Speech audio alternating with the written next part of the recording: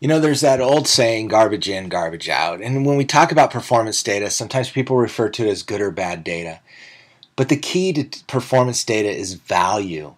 And value comes from the performance data's ability to answer questions about your students or about your instructional program. A common assessment program should be designed to provide valuable data for everyone on your instructional team. Value is personal and it's defined by your needs.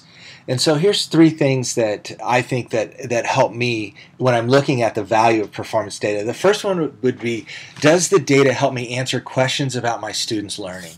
The next does it provide feedback on growth of students in particular areas? And then the last thing, does it give me insight into the effectiveness of our instructional practice? When we're looking at data for value, we want to take some reflective questions to start the process of defining what we're going to do in regard to assessment based on our instruction and the value. The following are 7 suggested or leading questions that might give you an idea of how to start planning out value for your performance data. The first would be, what do we need to learn about our students? You know, this is asking questions about short and long-term goals. You know, once you have a specific reason to use performance data, planning, instruction, and assessment creation becomes much more effective. Another question you may ask is, how effective is an instructional practice? If your team has decided that everyone will use certain methods or techniques for a specific learning outcome, it's much easier to design the student work to gauge effectiveness based on an assessment that is also designed to match your styles that you taught during a specific time period. This way the assessment is instructionally sensitive, but then you also get to see how effective your instruction is based on student learning and student results. Within any instructional time period, there's a group of standards, but within those standards there's also critical skills that students must learn to provide a base for future learning and are necessary to move students along a learning progression. So another question is, are there skills that we need more information about from our students?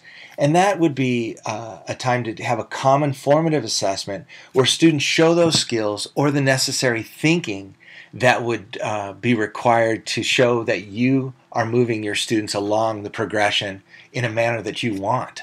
This next question is really important within Move to Common Core, and this: how do we know our new curriculum is effective? You know, how does it compare to the previous material for the same learning outcome? These new standards are bringing new resources and materials in, but there's little real-world information on the quality and alignment of them. Taking an opportunity to use the materials with your students and then measuring the learning against past learning or past data is going to be very important for you to have confidence in your new curriculum. Now, we have a lot of professional development sessions, but a lot of times we're not checking to see if they're actually effective. And so this next question is, was the professional development we attended effective for us or for our team? This is data that is going to provide good feedback on deciding the future use, attendance, and also give feedback to those delivering the professional development. Any site administrator should be looking at this data and working with the team to develop a system to measure professional development effectiveness against actual student outcomes and their learning. Is your site, is your team getting the right information about your district program participants, English learners, special education, intervention, after-school programs? Are you getting the right performance data from the program about student progress? An assessment or task that you can design with current instructional standards but focused on those program participants will provide a perspective on effectiveness and the current gaps that those students have in learning. Now, the final suggested question is about monitoring students with past performance issues. You know, we have students with these past performance issues that have growth and they're moved out of the intervention or support, but then they go back to struggling. Do you have a system in place to monitor these students after they've left an intervention and move back into regular ed instruction?